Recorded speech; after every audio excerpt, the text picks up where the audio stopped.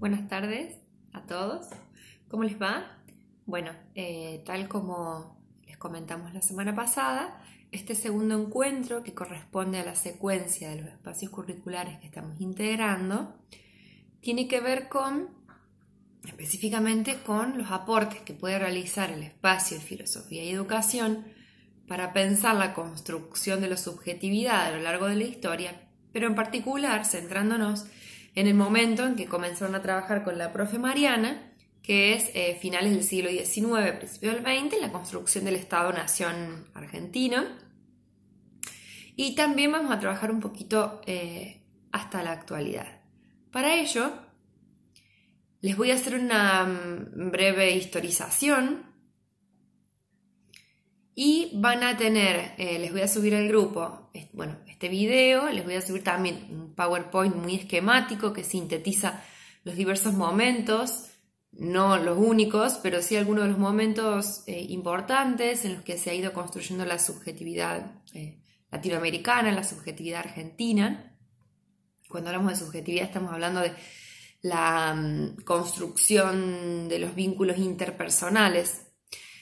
También les voy a subir el link de un video en el cual pueden profundizar algunas de estas cuestiones, que es de la serie Mentira la Verdad, de Darío Strasriver. También les voy a subir un texto de Zygmunt Bauman, que es fue uno de los filósofos más importantes del siglo XX en pensar estas cuestiones. Entonces, para pensar en la construcción de la subjetividad en América Latina, tenemos que retrotraernos al momento de la invasión, o lo que hemos aprendido todos en la escuela como descubrimiento y colonización, que en la literatura más crítica podemos llamar de invasión y dominación de los pueblos originarios americanos. En ese contexto y en un primer momento se planteó toda una cuestión de deshumanización del otro. Los españoles ni siquiera consideraban a los pueblos originarios como humanos. Y después de todo un debate que hubo y que lo protagonizó Fray Bartolomé de las Casas, se empezó a considerar a los pueblos originarios como seres humanos, no obstante, y aunque en inferioridad de condiciones. Entonces, al europeo le correspondía la responsabilidad de civilizar a estas personas, de acercarlas a la verdadera cultura, que era la cultura europea. Entonces, posterior proceso de aculturación, se fueron imponiendo patrones culturales europeos y que por lo tanto empezaron a ser considerados como la cultura válida, como la cultura legítima, y todo lo que no representaba los parámetros occidentales como culturas ilegítimas que por lo tanto eran de menor importancia, menos válidas, menos legítimas, y que por lo tanto era lógico discriminar, ¿sí? El segundo momento que les quiero marcar, para que ustedes vean que a lo largo de la historia siempre se ha construido una subjetividad hegemónica, legítima, en función y en torno a la cual se piensan las otras, y que desde el momento fundacional que marcábamos recién, que tiene que ver con la invasión americana, ha estado ligada, en momentos más, en momentos menos, a los patrones occidentales europeos, no siempre los mismos, obvio, porque han ido cambiando a lo largo del tiempo. El segundo momento tiene que ver con la ruptura de los procesos coloniales y por lo tanto con las invasiones hispanoamericanas. En ese momento la nación, la patria, no va a estar representada por un nosotros, que incluyera a los distintos grupos o las distintas castas llamadas en ese momento que integraban la sociedad colonial, sino a los criollos. Los criollos, todos sabemos quiénes son, hijos de españoles, nacidos en América, que fueron disputando a los peninsulares el lugar hegemónico que tenían en la ocupación de cargos públicos. Estos criollos, que pasaron a hegemonizar los procesos independentistas, hablaban de nación, pero cuando hablaban de nación, hablaban de los valores que los representaban a ellos. ¿sí? Esto se va a ir reproduciendo con distintos matices a lo largo del siglo XIX hasta que llegamos a la construcción del Estado-Nación europeo, que como hablábamos la semana pasada con la profe Mariana, tiene que ver con este proyecto sarmientino de oposición de civilización y barbarie. La oligarquía argentina, imbuida de las ideas positivistas europeas, imbuida de las ideas del liberalismo europeo, que van a trabajar la semana que viene con mayor profundidad con la profe Andrea, procuraron ocultar, minimizar todos aquellos elementos culturales originarios que contradecían, que de alguna manera desvirtuaban esa idea del hombre blanco, culto, citadino europeo, este hombre de clase alta.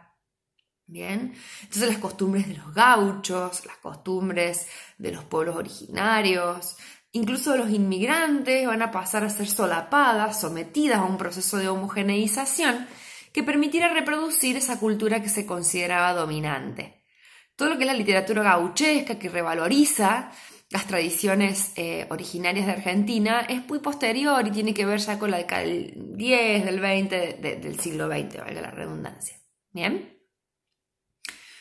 En este contexto, entonces, y utilizando muchísimas herramientas, entre ellas el sistema educativo, el ejército, la laicización de la administración pública, se procuró construir un ciudadano que reprodujera las costumbres argentinas que han sido de alguna manera un proceso de invención de esa élite oligárquica de fines del siglo XIX y que intentaba reproducir esto que Sarmiento de alguna manera bosquejó en su libro Civilización y Barbarie, que tiene que ver con algunos de los elementos que les decía recién.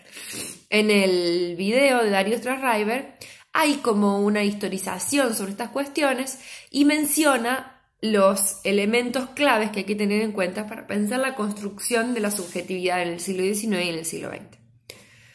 Finalmente, y no porque sea la última, hay muchas otras cuestiones sobre las que podíamos hablar, pero que me interesa que charlemos, es sobre cómo se construye la subjetividad en la contemporaneidad y que tiene que ver de alguna manera con esto que pensamos como un ser legítimo, que tienen que ver básicamente hoy en día con la reproducción de las pautas culturales, económicas y de consumo de la clase media. Y pensemos en Argentina, todo el debate que se ha suscitado en torno a dos cuestiones. En primer lugar, en torno al diferente. Y el diferente entendido en este caso desde dos lugares, como xenofobia y como diferencia de clases. Entonces, en un primer punto, y pensemos todo lo que ha pasado con los migrantes venezolanos, bolivianos y demás, hay todo un proceso social que deslegitima el arraigo de esos sectores sociales en Argentina desde una perspectiva cultural y de una perspectiva económica. Y desde esta perspectiva económica también ha habido todo un proceso de exclusión de los sectores populares argentinos, y si no, pensemos en muchas cuestiones que hemos charlado y que siempre son temas muy interesantes para charlar en clases, que tiene que ver con esta estereotipación del delincuente asociado a los rasgos de la pobreza, o a la estereotipación de la xenofobia vinculada en estos contextos a las características de los migrantes venezolanos, por ejemplo, ¿no? Para hablar de un tema bastante contemporáneo. Las estrategias de control estatal que se despliegan en torno al miedo, en torno a la inseguridad y demás tienen mucho que ver con esto. No obstante, no es un tema en el cual quiero que profundicen, ¿sí? El texto de Zygmunt Bauman, más allá de que es un tonto complejo de leer, no se pierdan en todos los detalles, en todos los ejemplos que da. Concéntrense en todas estas cuestiones que tienen que ver con la xenofobia en la contemporaneidad. ¿Qué tenemos que hacer una vez que hayamos analizado esta información? Buscar una noticia que aluda a estas cuestiones, ya sea que estemos hablando del pasado o del presente. ¿Sí? Cómo se ha construido la subjetividad en el pasado. Pueden encontrar noticias, no sé, de la discriminación de los pueblos originarios, de la tortura, de la violación de los derechos humanos, o si quieren tomar una temática más contemporánea, de los debates y las discusiones en torno a las migraciones, en torno a la imputabilidad de la pobreza. Bueno, de última me van preguntando la temática de la noticia, y la idea es que en una carilla, no más de una carilla, ustedes puedan ir cruzando en un texto, un narrativo, toda esta información que han leído, lo que ven en el video, el PowerPoint. Concéntrense básicamente en analizar, a partir de la literatura que hemos trabajado, la temática que ustedes han elegido. No más de una carilla, repito.